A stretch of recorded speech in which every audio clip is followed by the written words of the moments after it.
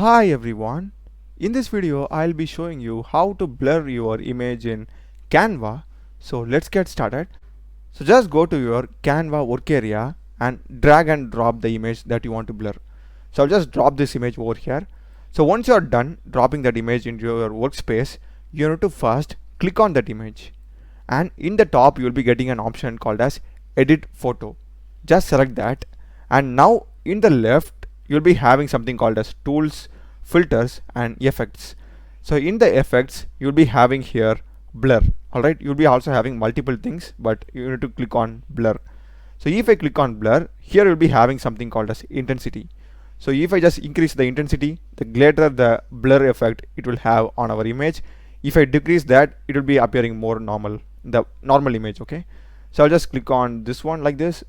So here you can see, right, it basically blurs our image. So this is how you do it, guys, and I hope you would have found this video useful. Do check the playlist of my channel. I've done a lot of Canva tutorials, AI and as well as programming videos. Subscribe me. Thanks for watching.